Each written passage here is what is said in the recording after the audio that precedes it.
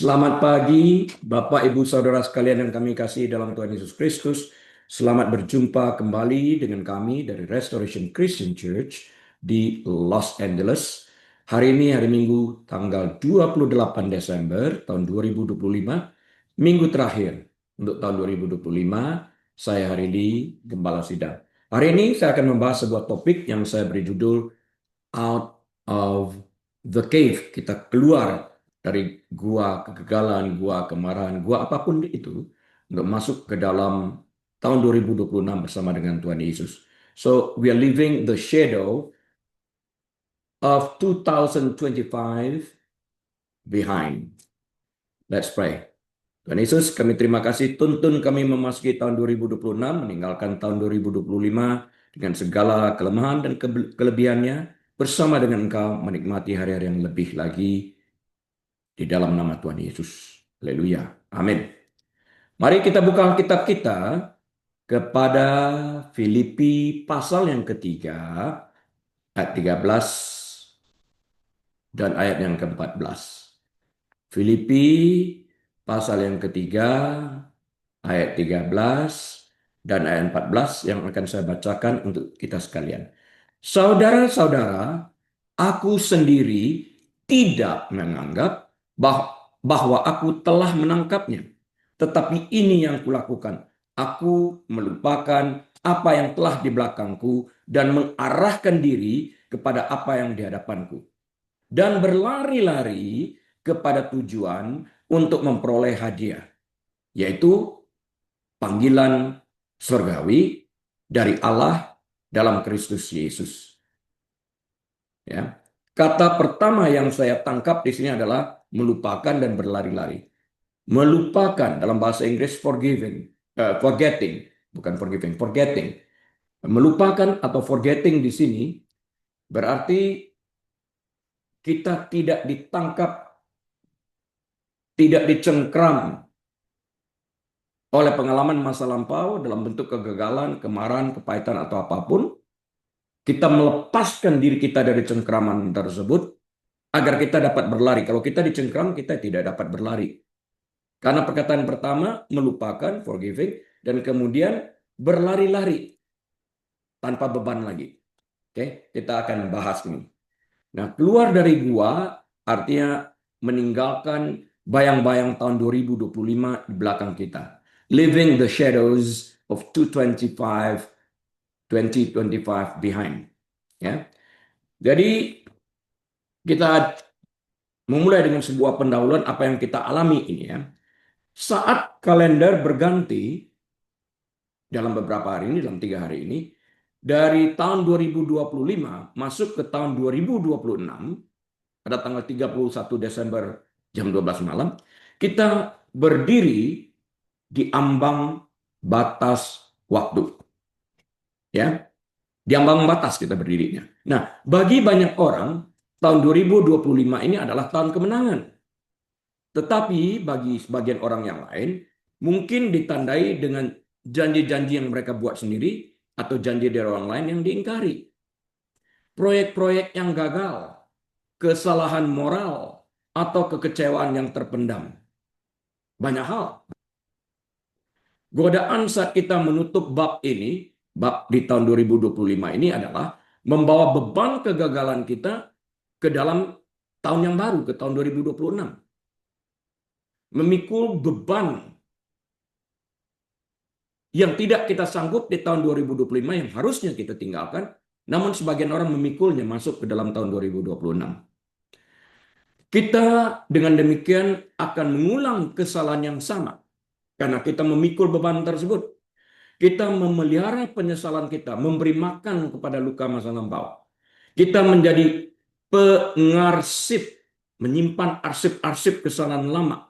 Rasa sakit kita sendiri, mencatat setiap momen di mana kita gagal dan mengingat kegagalan tersebut dan tidak memiliki solusi untuk memasuki tahun 2026. Faedahnya apa? Namun, Bapak Ibu Saudara sekalian, Injil menawarkan jalan yang berbeda. Injil menawarkan karunia awal baru memasuki tahun 2026 ini.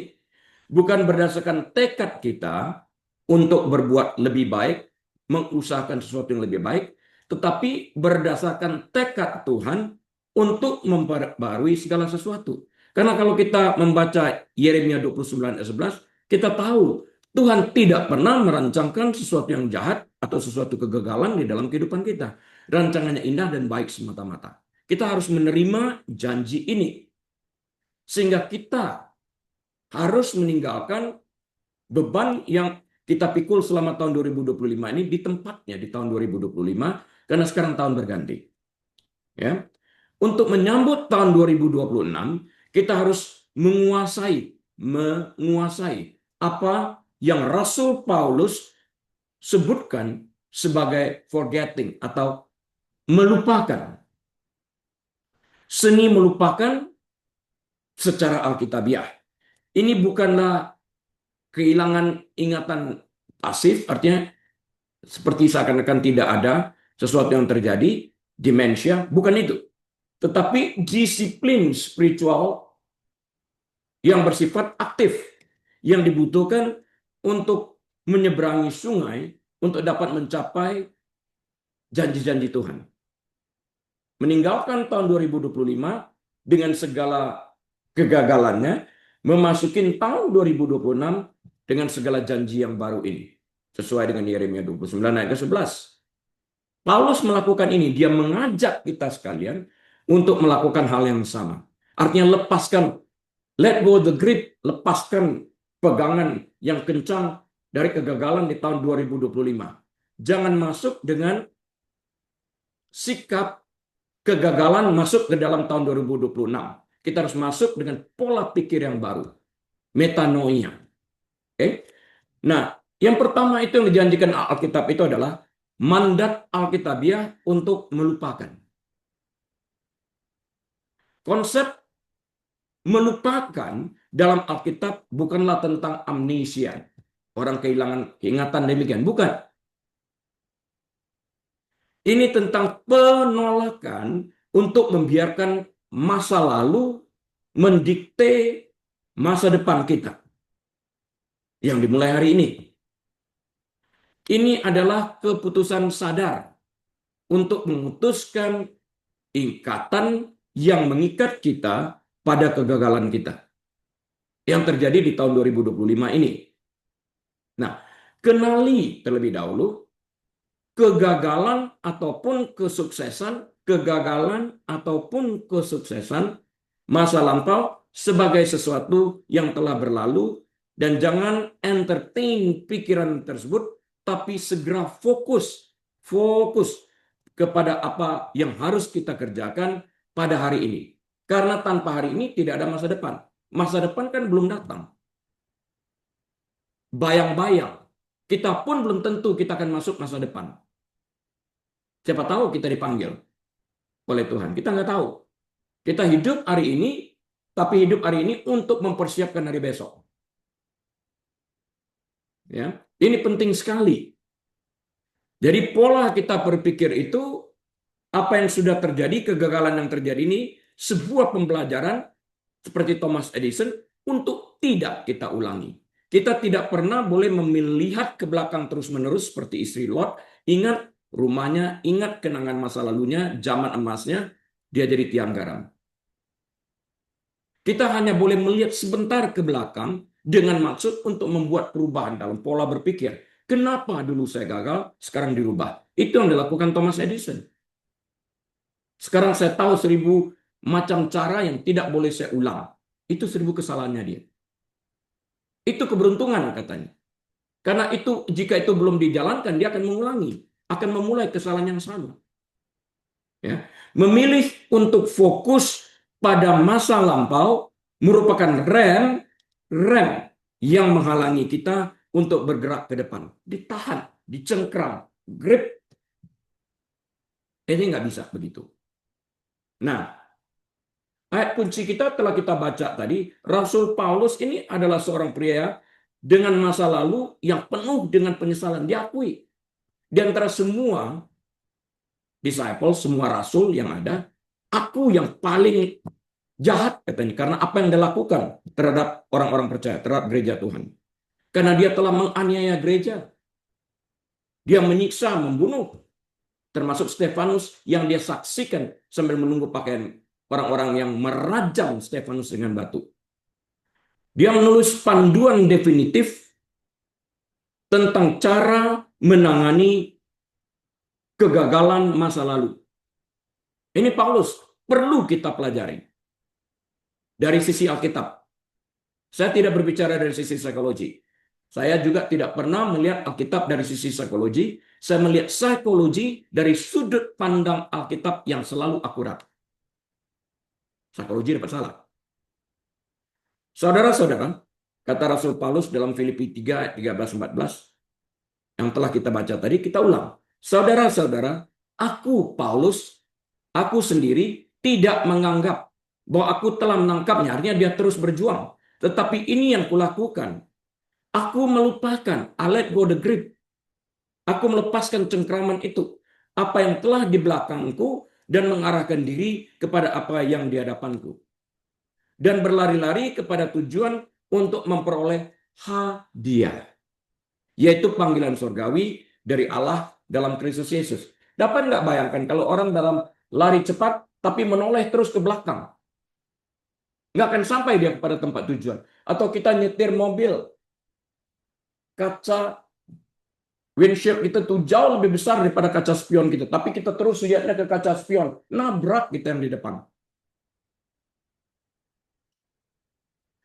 Kata Yunani yang digunakan Paulus untuk perkataan melupakan atau forgiving adalah epilantanomenos. Patah lidah saya baca ini. Atau epilantanomai. Waktu saya lihat artinya itu dia menyiratkan pengabaian yang disengaja dicuekin. Kata orang lagi cuekin seseorang, kan dia secara sadar cuekin. Ya, kenapa kita nggak cuekin masa lampau yang gagal ini? Itu berarti berhenti terpengaruh, berhenti peduli dengan apa yang pernah terjadi di masa lampau. Artinya mengalihkan fokus pada apa yang ada di depan kita, apa yang sedang kita kerjakan pada saat ini. Kita mau jalan nyetir mobil, kita melihat ke depan. Sesekali kita melihat kaca spion samping. Waktu kita mau pindah lane.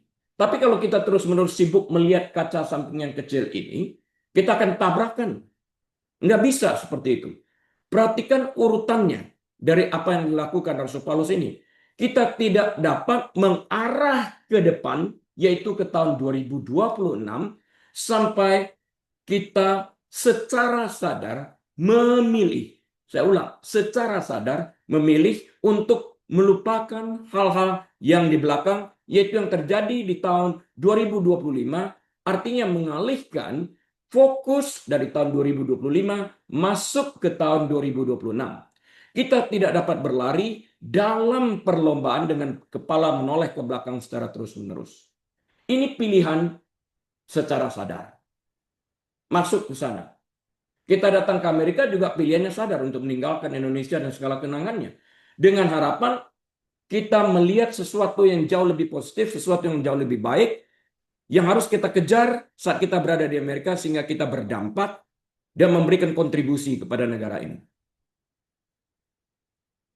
Nah, masuk ke tahun 2026 itu ada janji baru yang Tuhan tempatkan di dalam kehidupan kita ini masing-masing yang akan kita pelajari secara global. Allah dengan jelas memerintahkan umatnya untuk tidak terpaku pada hal-hal lama. Dia sedang mempersiapkan hal-hal baru seperti yang dinyatakannya dalam Yesaya 43, catatkan Yesaya 43 ayat 18 dan ayat 19. Ini ayat yang penting sekali untuk membantu kita di tahun 2026. Yesaya 43 ayat 18 dan 19. Sudah dicatat? Oke, saya bacakan. Janganlah, ini larangan.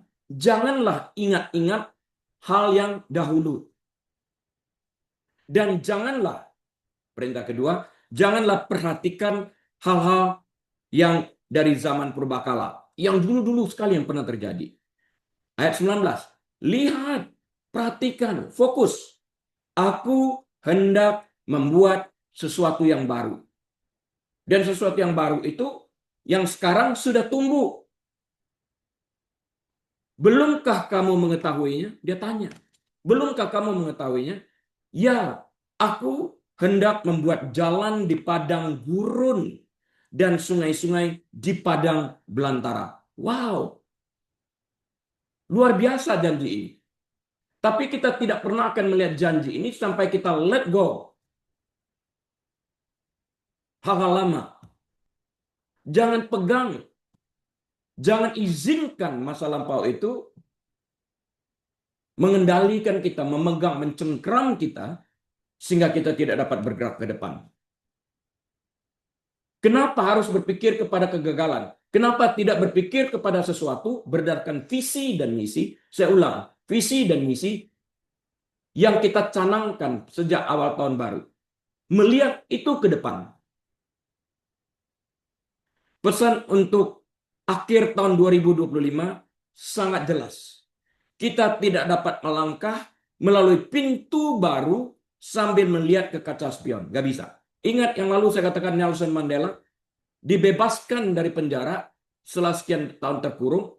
Dia berkata kepada dirinya sendiri, ini awal baru ini. Saat aku keluar dari pintu gerbang penjara ini, bersama dengan itu pun aku melepaskan cengkraman kebencian yang dilakukan orang-orang terhadap diriku di dalam bentuk penyiksaan, termasuk dia dikencingi oleh sipir penjara. Kalau tidak, cuma dia lewat daripada pintu gerbang, tapi dia tetap terpenjara di dalam kebencian, dalam kegagalan, dalam kesukaran, dalam kesusahan. Itu yang dilakukan orang Israel pada saat mereka dibawa keluar dari Mesir setelah menjadi budak 400 tahun. Mereka mengizinkan masa lampau mereka mencekram mereka, baik kesukaan maupun kesedihan mereka. Kita juga tidak bisa berpegang kepada kesuksesan di masa yang lalu, zaman emas. Ini lain tahunnya sekarang. Manapun setiap hari dia harus diperbaiki, diambil mana yang baru. Berkat yang baru, itu sudah berlalu. Yang kedua, perangkap nostalgia. Ini dia. Ini kita harus mengerti, belajar daripada istri Lot. Prinsip istri Lot. Perangkap nostalgia ini. Belajar dari istri Lot. Meskipun kita sering fokus pada melupakan kegagalan, kita juga harus dan sangat waspada terhadap idealisasi masa lalu, masa emas, masa cemerlang. Terkadang kita tidak dapat menerima tahun 2026 yang akan kita masuki dalam 3 hari ini karena kita mengidolakan tahun 2024 atau bahkan lebih lama lagi, tahun 2015 misalnya. Kita terperangkap dalam sindrom zaman keemasan kita. Terperangkap di sana. Percaya bahwa hari-hari terbaik kita telah berlalu dan kita penuh dan kita patah semangat dalam menghadapi hari-hari di tahun 2026. Hal seperti ini tidak boleh terjadi. Kita masih mimpi, kenapa aku hari ini gagal di tahun 2025? Padahal dulu di tahun 2015 aku cemerlang. Di mana letak kesalahan tersebut kita perbaiki seperti Thomas Edison. Kenali kegagalan itu, akui kegagalan tersebut. Tanpa kita mengakuinya, kita menganggap orang lain yang salah. Saya gagal ini karena dia memberi petunjuk yang salah. No. Kalau petunjuk orang itu salah, berdasarkan X1731 gitu, kita harus menyelidiki. Apapun yang kita terima, kita selidiki benar salahnya. Alkitab mengajarkan itu kepada kita, sehingga salah pun kita bertanggung jawab terhadap kesalahan itu sendiri. Kita tidak bisa melemparkan kesalahan itu kepada orang lain. Sampai kita mengakui ini, kita tidak dapat membuat perubahan. Karena kalau kita melemparkan kesalahan itu ke bahu orang lain itu bertanggung jawab membuat perubahan, bukan kita. Tapi kalau itu kita terima dengan bijaksana, ya salah aku. Aku yang memperbaiki ini. Milik kita. Ini penting, sikap seperti ini penting untuk membuat perubahan. Nggak bisa kita bergantung kepada keadaan. Ya keadaannya sudah begitu. Nggak bisa. Perbaiki. Kalau opportunity tidak ada, kita ciptakan opportunity. Karena itu saya sering dengungkan, EQ itu penting banget untuk dapat sampai ke sana. Kecerdasan emosional. Seringkali orang nggak mau mengignore ini. IQ boleh 170, tapi kalau EQ-nya rendah, nggak akan berhasil. Kitab suci juga memperingatkan terhadap bentuk pandangan ke belakang ini. Janganlah mengatakan dalam Pengkhotbah 7 ayat 10, mengapa zaman dahulu lebih baik daripada zaman sekarang? Karena bukannya berdasarkan hikmat engkau menanyakan hal itu. Pakai hikmat dong. Dan kadang orang bertanya, kenapa ya orang-orang jahat itu lebih beruntung? Itu sepertinya beruntung. Alkitab menjelaskan itu. Coba lihat nantinya, apakah pada akhirnya akan seperti itu. Orang yang benci Tuhan, orang yang tidak mau percaya kepada Tuhan, akhirnya ada di neraka. Tuhan mendatangkan hujan bagi orang percaya dan orang tidak percaya. Kalau mereka juga mengolahkan sawah mereka, mereka juga memiliki panen karena Tuhan memberikan hujan tersebut, air tersebut, udara dan sebagainya, matahari. Sama. Bukan berarti kita dapat menuntut sebagai anak Tuhan, treat me different. Ada kalanya Tuhan treat different bagi orang Israel. Gelap didatangkan bagi Mesir, terang didatangkan bagi Israel. Hal-hal pengecualian. Tapi udara, matahari yang sekarang bersinar, air, hujan, itu sama bagi semua orang. Kalau kita malas selaku anak Tuhan, tetap aja. Kalau kita terus melihat ke belakang, kita tidak akan pernah membajak. Contoh klasiknya adalah istri Lot. Ketika Tuhan menyelamatkan Lot dan keluarganya dari mana? Dari Sodom. Perintahnya sederhana. Perintahnya apa? Jangan menoleh ke belakang.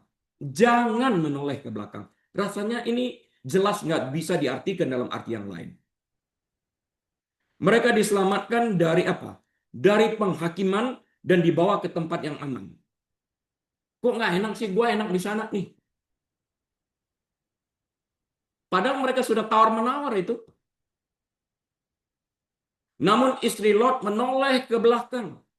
Dia merindukan apa yang ditinggalkannya. Dia merindukan rumahnya. Dia merindukan statusnya. Dia merindukan kenyamanannya. Lebih daripada dia percaya pada tempat yang Tuhan tunjukkan bagi mereka sekeluarga. Wah, tempat kerjaan dulu lebih enak. Tidak seperti itu. Percaya, Tuhan berikan yang terbaik kepada kita. Kita yang harus mengusahakan sawah itu. Kita harus membajak agar tanahnya menjadi subur. Agar kita dapat menanamkan benih terbaik. Kalau kita menanamkan benih terbaik, hasilnya pun terbaik. Kita tidak mungkin menanamkan benih jelek, tapi hasilnya baik. Dari benih tergantung hasilnya. Bagaimana kalau tetangga kita menanamkan benih yang jelek? Bukan angin meniup sehingga akan mempengaruhi ladang kita, sawah kita. Ya kita berikan kepada tetangga-tetangga kita semuanya benih yang baik. Sehingga semua orang akan menikmati kebaikan ini.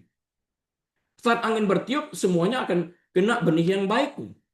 Kenapa tidak berbuat baik? Kenapa harus memilih sesuatu yang jahat? Dia benihnya jelek. Biarin aja supaya hasilku bagus. Enggak.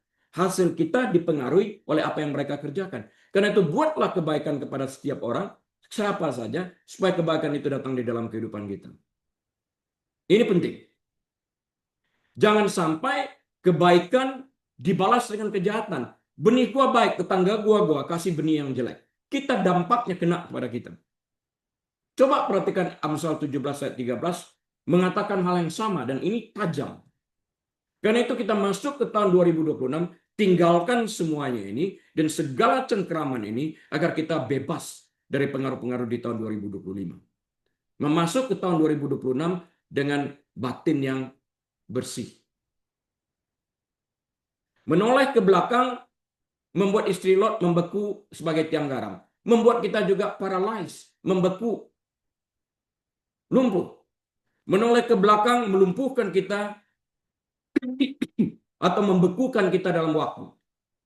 Baik kita menoleh ke belakang pada dosa-dosa kita pada masa lalu, atau menoleh ke belakang pada kemenangan masa lalu, dengan kesombongan atau menoleh pada kegagalan, hasilnya akan sama. Kita menjadi tiang-tiang yang tidak bergerak. Mimpi di siang bolong. Gua di tahun 2014 hebat sekali gua. 2014. Sekarang 2026, Jo.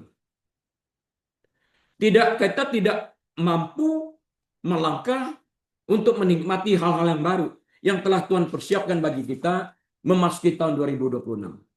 Yang lalu saya bertanya, lebih baik mana? Bekas perampok menjadi pendeta atau bekas pendeta menjadi perampok? Dulu gue di tahun 2014 pendeta cemerlang. Sekarang gue jadi perampok. Malu banget. Dulu gue perampok di tahun 2014. Sekarang gue pendeta. Mengembalakan dan membuat dampak banyak di dalam kehidupan anak-anak muda.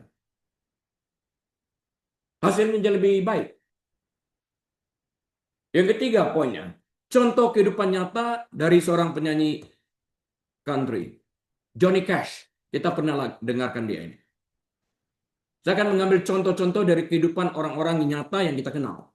Supaya kita dapat belajar dari kesalahan-kesalahan ini. Kalau dari Alkitab itu kan Alkitab. Sekarang kan nggak berlaku. No. Saya ambil dari contoh nyata. Untuk menggambarkan kekuatan meninggalkan kegagalan dan merangkul awal yang baru, kita melihat kehidupan Man in Black, Johnny Cash. Johnny Cash hidup tahun 1932, meninggal 2003. Ya. Berapa tahun itu usia? 71 tahun. Kegagalan. Bagi sebagian orang tahun 2025 merupakan kegagalan. Mari kita simak pelajaran dari Johnny Cash yang pernah gagal dalam hidupnya. Tidak ada seorang pun yang hidup di dunia ini tidak pernah gagal. Kesombongan yang dalam hidupnya yang menyebabkan dia tidak mau mengakui tentang kegagalan itu. Setiap orang termasuk saya pernah gagal di dalam kehidupan ini. Pada pertengahan tahun 1960-an, Johnny Cash adalah seorang superstar. Tahun berapa? 1960. Tetapi secara internal, itu yang tidak terlihat di luar, dia adalah seorang yang gagal. Dia kecanduan amfetamin dan barbiturat. Amfetamin dan barbiturat. Dia kecanduan ini. Merusak hidupnya. Pernikahannya gagal.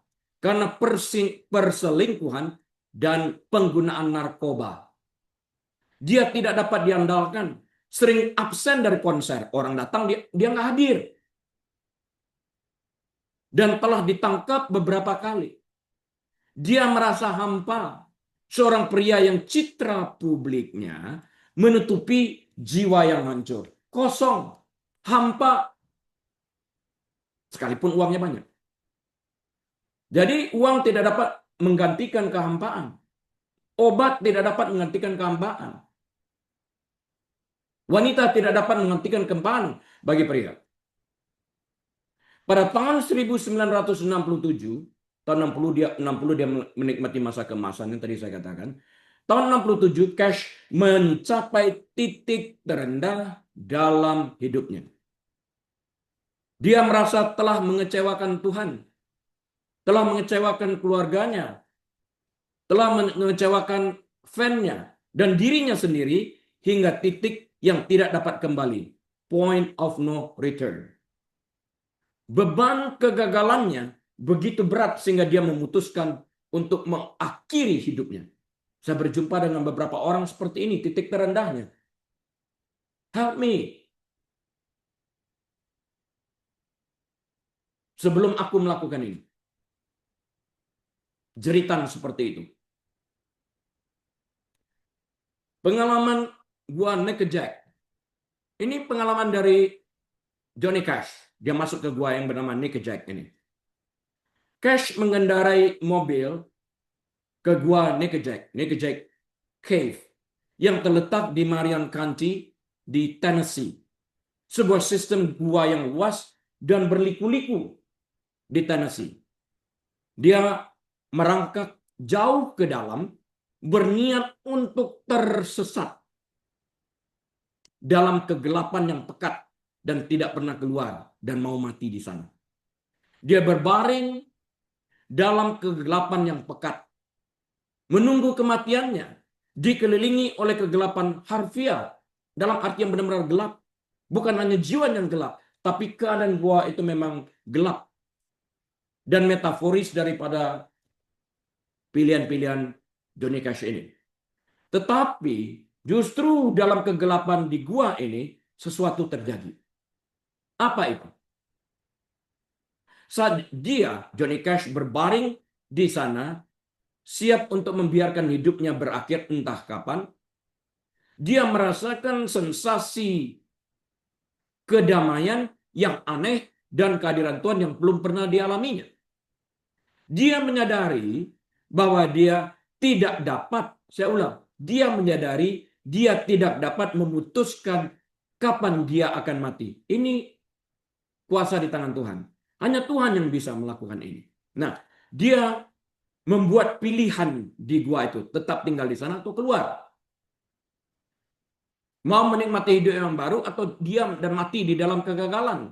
Melepaskan grip ini, melepaskan cengkeraman kegagalan ini, keampaan ini, atau keluar mencari sesuatu yang memberikan pengharapan di hari yang baru.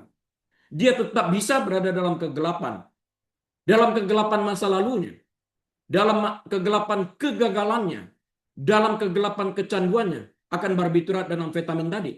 Atau dia dapat memilih untuk merangkak keluar menuju cahaya yang samar-samar dilihatnya.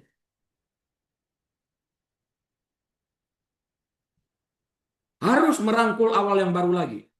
Nah, pertanyaannya, apakah kita mau merangkak keluar dari kegagalan, kekecewaan, kepahitan tahun 2025 dan masuk tahun 2026 yang telah Tuhan siapkan bagi kita? Atau merangkak keluar dari keberhasilan tahun 2025, tidak tenggelam di sana sehingga kita tidak mau berusaha, tapi justru merancangkan sebuah visi dan misi yang lebih lagi yang akan kita capai bersama Tuhan yang membuat kita sukses di tahun 2026.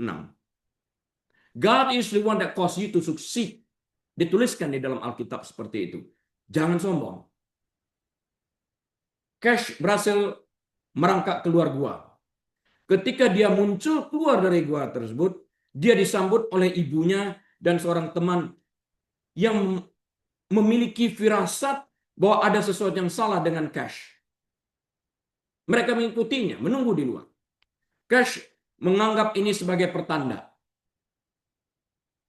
Dia dikasihi, dia dicintai, ada orang yang peduli kepadanya.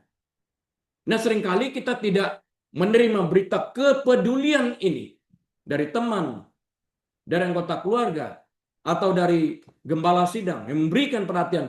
Seringkali kita anggap sepele hal-hal yang demikian, kita tetap berpikir dan mengizinkan masa lampau mencengkerami kita. Dia berkomitmen akhirnya untuk memperbaiki hidupnya. Ini penting, didorong, ditemanin, supaya dia tetap bertahan untuk memiliki niat hidup di tahun 2026 ini. Dia menikahi akhirnya June Carter setelah gagal dalam pernikahan yang pertama, yang membantunya melewati masa pemulihan dari kecanduan. Saya ada beberapa orang, saya tahu di sini ada beberapa orang dititipkan juga untuk membantu orang-orang dalam masa melewati masa-masa mengakhiri masa kecanduan mereka. Berhasil menikah baik-baik hari ini. Tetapi yang lebih penting, Johnny Cash memperbaharui komitmennya untuk hidup bagi Yesus Kristus. Ini berani. Kalau dia berani mati hidup di dalam kegelapan, sekarang dia berani hidup untuk Kristus di dalam cahaya terang Kristus ini. Ini dahsyat. Dia tidak hanya berusaha lebih keras, dia melupakan apa yang di belakangnya. Dia tidak membiarkan catatan penangkapannya atau pernikahan pertama yang hancur menentukan masa depannya. Johnny Cash menghabiskan beberapa dekade berikutnya untuk merekam album gospel. Kita pun pernah mendengar ini. Berkhotbah kepada para narapidana, luar biasa. Terkenal karena konser-konsernya di penjara Folsom. Kepeduliannya untuk menangkap orang-orang terperangkap di dalam penjara itu, mengubah kehidupan mereka melalui pesan gospel yang dinyanyikannya. dan membagikan kesaksiannya. Dia telah melewati masa-masa tersebut. Dia saksi hidup. Dia terkenal mengatakan, ini perkataan Johnny Cash yang terkenal. Menjadi seorang Kristen bukanlah untuk orang lemah, bukan untuk pecundang, bukan untuk loser. Dibutuhkan seorang pria sejati untuk hidup bagi Tuhan. Karena hidup bagi Tuhan jauh lebih jantan daripada hidup untuk iblis. Karena kita harus membuat keputusan mengalahkan kejahatan, berpikir baik, berpikir lempeng, lurus, berpikir mengutamakan moral di atas segala-galanya ini. Ini jantan banget. Melakukan kejahatan itu bukan jantan. Orang yang tidak punya figur di dalam kehidupan mereka. Diajarkan suatu kejahatan. Figur kalau orang tua lemah, pikiran mereka jahat.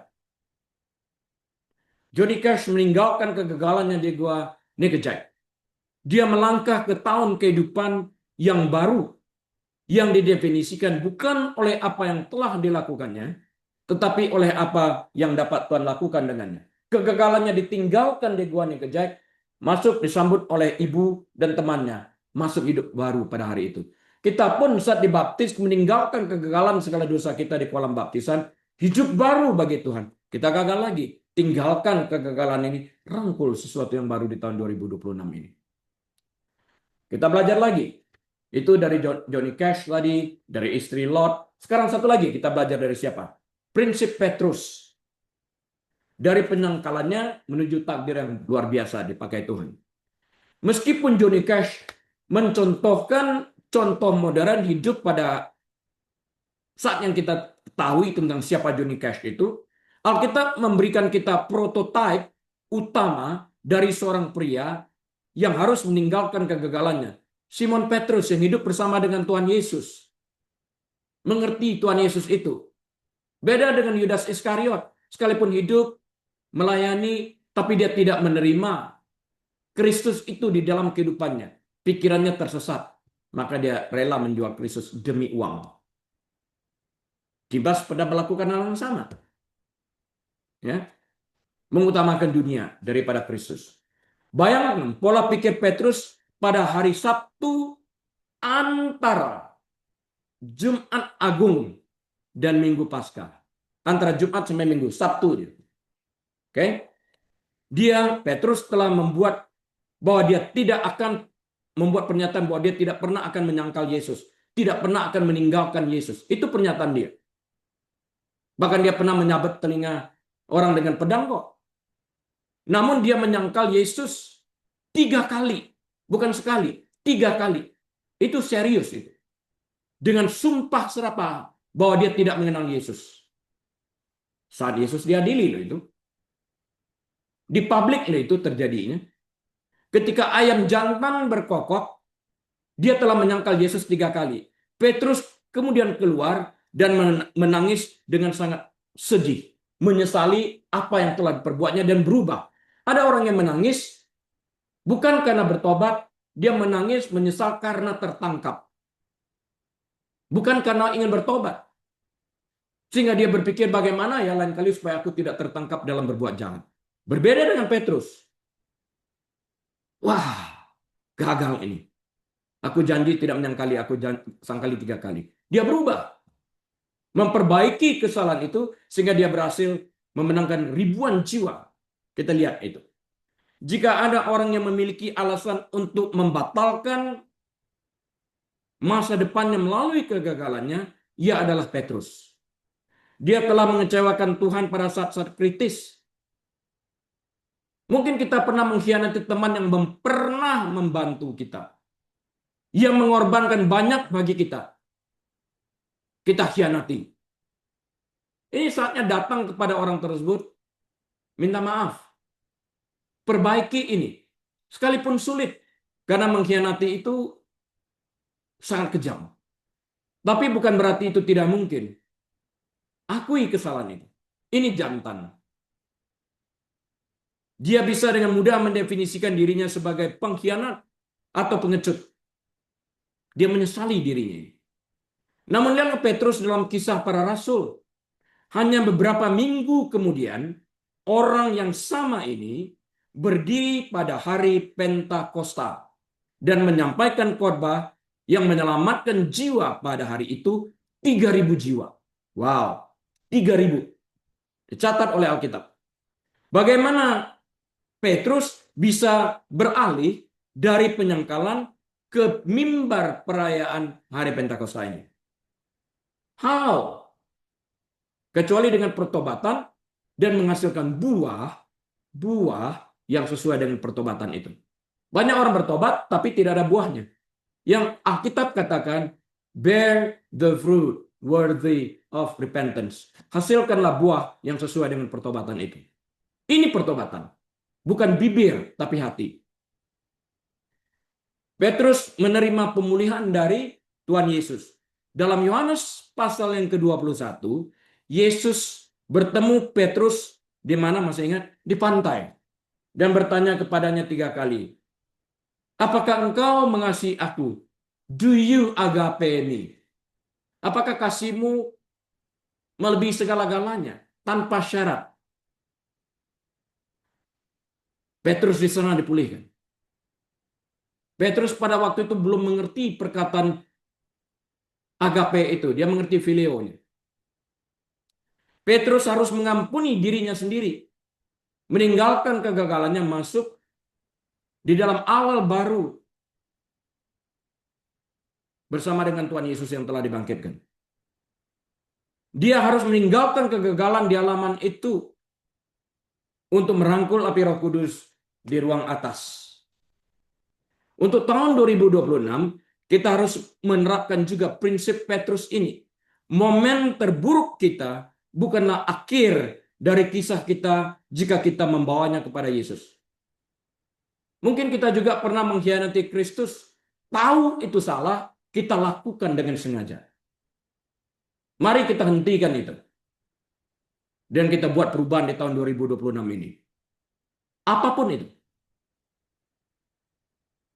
Yang kelima di sini, mekanisme melupakan yang Alkitabiah. Forgetting, melupakan. Jangan biarkan masa lampau itu, baik kegagalan atau kesuksesan, hold the grip, mencengkeram kita sehingga kita tidak dapat bergerak maju, melumpuhkan kita. Gue sudah berhasil, ngapain berusaha lagi? Makanya kita reward itu bukan kesuksesannya, tapi effortnya, usaha orang ini, sehingga dia maju terus. Bagaimana kita secara praktis melupakan kegagalan di tahun 2025 pada saat kita memasuki tahun 2026? Tidak cukup hanya dengan mengharapkan perasaan itu hilang dengan sendirinya. Nggak bisa itu juga. Sering kita dengar time will heal. Time will never heal you until you do something to that time. Waktu akan menyembuhkan. Enggak, waktu tidak pernah dapat menyembuhkan kita kecuali kita melakukan sesuatu dengan waktu yang telah disediakan untuk kita. Kita membutuhkan mekanisme untuk jiwa kita maksudnya, yang menyimpan kegagalan di tahun 2025 dan rasa takutnya memasuki tahun 2026 yang tidak menentu. Yang harus kita lakukan pada saat memasuki tahun 2026 adalah pengakuan dan pembersihan. Kita akui dulu. Tadi saya katakan kalau kita tidak akui berarti itu bukan milik kita. Yang kita akui adalah yang menjadi milik kita. Saya mengaku termos ini milik saya. Ya. Itu milik saya. Saya dapat lakukan apapun. Saya mengakui kejahatan ini milik saya. Dan itu yang dapat saya perbuat. Berubah sesuai dengan perkataan tadi, saya ingin bertobat, menghasilkan buah yang sesuai dengan pertobatan itu. Saya tidak akan mengulanginya lagi. Kita tidak dapat melupakan apa yang belum kita akui. Dosa yang tidak diakui bertindak sebagai pengait, kail, yang menyeret masa lalu ke masa kini. Tertarik kita masuk ke tahun 2026. 1 Yohanes pasal yang pertama ayat ke-9. 1 Yohanes 1 ayat 9 mengatakan sebagai berikut. Jika itu pilihan, kita mengakui dosa kita. Jadi jika kita mengaku dosa kita, maka Ia, Tuhan, adalah setia dan adil. Sehingga Ia akan mengampuni segala dosa kita dan menyucikan kita dari segala kejahatan. Kalau kita akui itu. Kalau kita nggak akui, ya Tuhan nggak akan ampunilah. Akui dan mohonkan ampun ini. Ampunilah kami. Mohon. Perlu kerendahan hati. Kemudian setelah kita mengakui, kita mengalami pembersihan dari Tuhan dalam kuasa darahnya, kita akan mengalami restitusi. Terkadang kita tidak dapat bergerak maju karena kita berhutang kepada masa lalu. Jika kita menyakiti seseorang di tahun 2025, mintalah maaf. Kalau kita mengkhianati orang di tahun 2025, teman baik yang kita khianati, sekalipun dia telah berjuang banyak bagi hidup kita khianati dia. Melalui gaslight, ataupun apa aja kata-kata fitnahan, kata-kata yang menyakitkan, datang akui itu. Tanpa itu kita tidak bisa bergerak masuk ke tahun yang berikutnya. Berkat kita tuh tertahan terus. Jika berutang uang, buatlah rencana untuk membayarnya. Bersihkan puing-puing agar jalan menuju tahun 2026 ini terbuka dengan mohon ampun, minta maaf kepada orang tersebut. Pembersihan ini membuka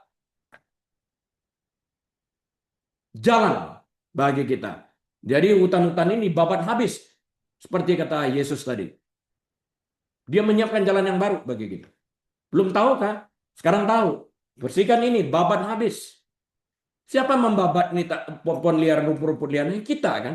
Jadi pembersihan ini kita lakukan bersama dengan Tuhan yang mengingatkan kita, enlighten kita terhadap kegagalan, kebobrokan moral kita di tahun 2025.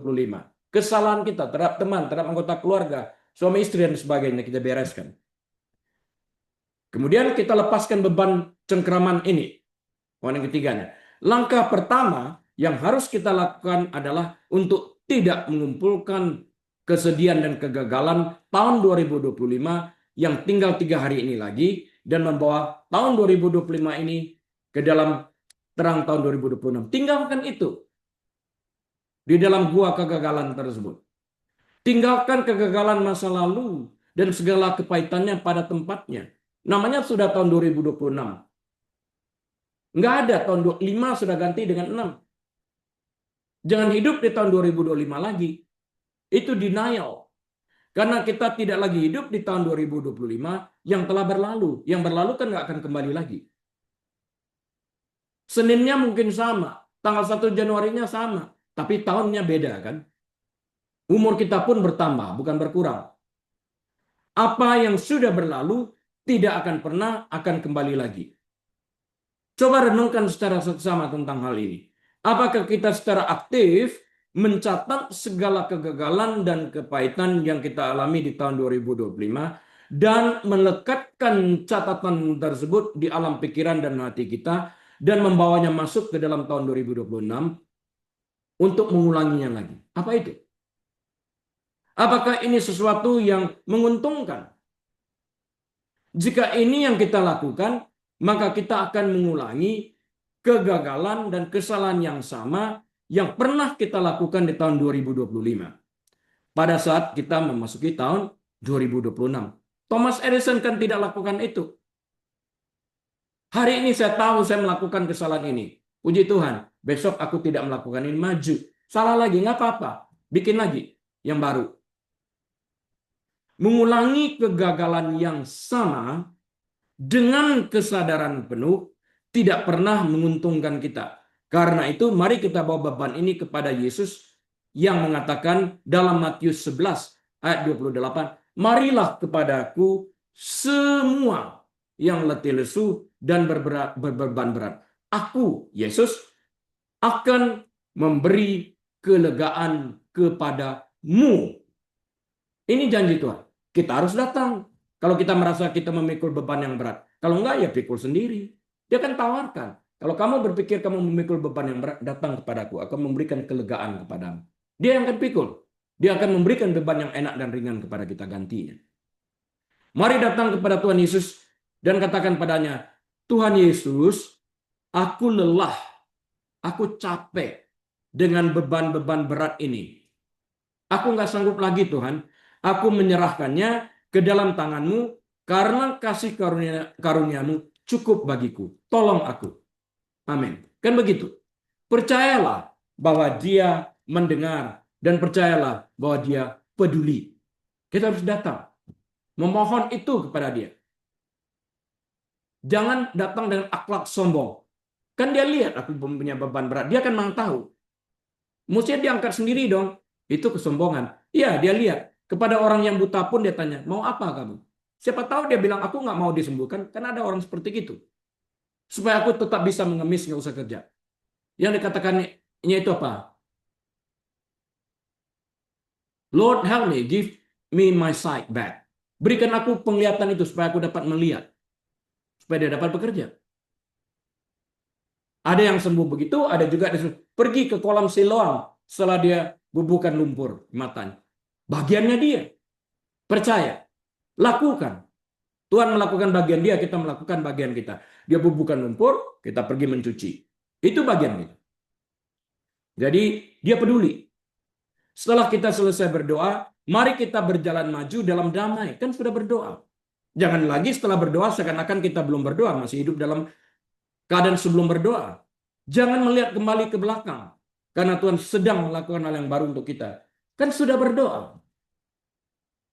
Kalau kita tetap hidup dalam masa yang lampau, berarti kita belum berdoa atau tidak percaya kepada doa. Why praying then? Kenapa harus berdoa? Lihat, orang berdoa supaya Petrus dikeluarkan dari penjara. Petrus ketuk pintu, itu malaikatnya. Kok bisa? Ngapain berdoa kalau nggak percaya? Aplikasi untuk tahun 2026 itu bagaimana? Poin berikutnya.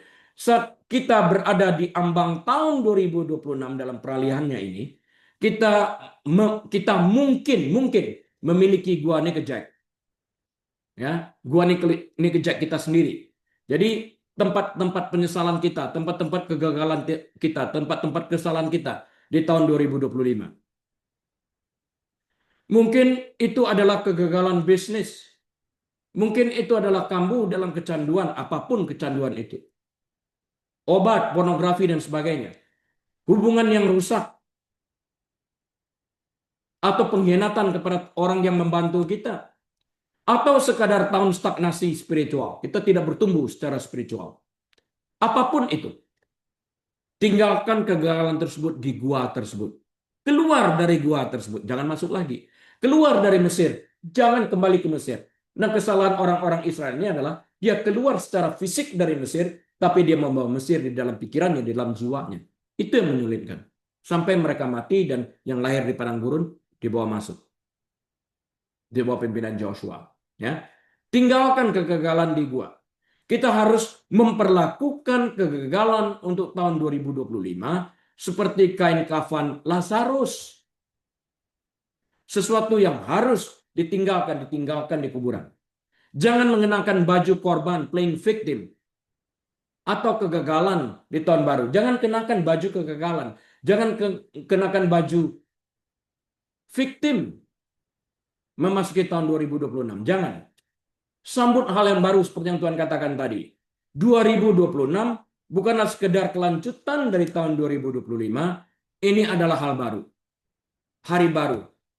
Pengurapan baru dan sebagainya. Kita harus memasukinya dengan sikap penuh dengan antisipasi bahwa Tuhan berjalan membimbing kita di tahun 2026 ini. Bangunlah pada tanggal 1 Januari tahun 2026 bukan dengan rasa takut, tetapi dengan harapan akan kebaikan Tuhan yang akan membimbing kita, menggandeng kita. Bukan kita yang pegang Tuhan, Tuhan yang pegang kita. Ratapan pasal yang ketiga, ayat 22 dan 23 mengatakan berikut. Ratapan 3 ayat 22 dan 23. Saya bacakan. Tak berkesudahan kasih setia Tuhan. Tak habis-habisnya rahmatnya. Selalu baru tiap pagi. Besar kesetiaanmu. Maju menuju tujuan bersama dengan Tuhan. He is the one that cause you to succeed, tadi dikatakan. Dia menyebabkan kita berhasil. Bukan kita. Dia Tanpa hikmat dari dia kita susah. Seperti seorang pelari, fokus kita harus pada garis finish. Bukan pada tersandung di garis start. Aduh, tersandung. Saya beberapa waktu yang lalu lihat seorang pelari wanita dalam lari bersambung itu dengan tongkat. Dia tertinggal jauh. Jauh. Semua orang beranggapan nggak ada harapan, tapi dia bisa memenangi pertarungan tersebut sebagai juara pertama. Pandangannya kepada garis finish, bukan kepada temannya yang gagal pada awal start. Maju. Tetapkan tujuan spiritual untuk tahun 2026. Bahwa kita harus bertumbuh di tahun 2026. Baca Alkitab dengan baik dan benar. Berdoa dengan baik dan benar. Lakukan perubahan-perubahan dan kegagalan di tahun 2025 masuk 2026 ini. Tujuan ini kita catatkan di dalam hati kita, bukan di atas kertas. Akankah kita membaca Alkitab sampai selesai? Akankah kita memperbaiki jam doa kita dengan berdoa lebih sungguh lagi? Akankah kita melayani orang miskin, orang sakit, orang membutuhkan bantuan kita? Fokuskan mata kita pada masa kini untuk mempersiapkan hari esok bersama Tuhan Yesus agar kita tidak kembali ke masa lalu. Dan berlari-lari kepada tujuan untuk memperoleh hadiah, yaitu panggilan surgawi dari Allah dalam Kristus Yesus, seperti yang tertulis dalam Filipi 3 ayat yang ke-14 tadi. Saya tutup sebagai berikut. Summary saya, ini summary saya, ringkasan saya. Saat kita menutup pintu tahun 2025, kita yang tutup. Ya, marilah kita mengambil pelajaran dari Johnny Cash dan Simon Petrus. Kita mungkin telah merangkak ke tempat yang gelap di tahun 2025 ini. Kita mungkin merasa bahwa kegagalan kita mendefinisikan kita, sudah barang tentu ini adalah sebuah kebohongan. Karena kegagalan tidak pernah dapat mendefinisikan jati diri kita. Kegagalan tidak pernah dapat mendefinisikan masa depan kita. Nggak pernah bisa. Tetapi terang masih bersinar di mulut gua. Dulu pernah saya sampaikan, kami datang sampai di Los Angeles dengan $1.300. Penuh kenangan yang aneh-aneh. Tapi masuk dengan harapan baru. Kami hafalkan Yesaya 41 ayat 10. Menjadi ayat favorit. Tiap hari diucapkan. Allah adalah Allah yang mengubah keadaan. Dia adalah Allah yang terus-menerus memberi kesempatan kepada kita untuk menjadi lebih baik di tahun yang baru, di hari yang baru. Persoalannya bukan Tuhannya yang baik, persoalannya adalah apakah kita mau bekerja sama dengan Tuhan yang baik yang memberikan kesempatan kepada kita. Atau kita let go kesempatan itu. Dia adalah Allah yang bertemu dengan seorang pembunuh yang bernama Musa dan menjadikannya seorang pembebas. Dia bertemu dengan seorang penganiaya yang bernama Saulus dan mengubah namanya menjadi Paulus dan menjadikannya dia seorang rasul yang banyak menulis. Dia bertemu dengan seorang penyangkal yang bernama Petrus dan menjadikannya batu karang kecil, Petros. Sedangkan Yesus tetap batu karang yang besar, Petra, yang atasnya gereja Tuhan dibangun. Apa yang akan Yesus jadikan dari kita di tahun 2026 ini? Apa? Jawabannya terletak pada kesediaan kita untuk melepaskan kegagalan dan kepahitan yang kita alami selama tahun 2025 memasuki tahun 2026 ini. Lepaskan genggaman ataupun cengkraman tangan kita dari kegagalan tahun lalu. Kita berkuasa untuk melepaskan itu. Bukalah tangan kita untuk menerima rahmat tahun baru. Kalau kita mencengkram, ibarat dulu monyet masukin tangannya ngambil kacang, nggak pernah lepas. Kalau dilepaskan kacangnya, tangannya bisa keluar. Kita nggak mencengkram tahun 2025, mana mungkin kita menadahkan tangan menerima sesuatu yang baru di tahun 2026. Perlu diperhatikan ini. Marilah kita melangkah ke tahun 2026 dengan keyakinan seperti yang diajarkan oleh Rasul Paulus. Saudara-saudaraku, aku sendiri tidak menganggap bahwa aku telah menangkapnya. Tetapi ini yang kulakukan, aku melupakan apa yang telah di belakangku dan mengarahkan diri kepada apa yang di hadapanku. Dan berlari-lari, bukan jalan pelan-pelan, berlari-lari, dia kejar. Perlu banget kepada tujuan untuk memperoleh hadiah, yaitu panggilan surgawi dari Allah dalam Kristus Yesus. Amin. Itu Filipi 3, 13-14 yang kita telah ulang 3 kali ini. Tuhan Yesus memberkati. Mari kita berdoa.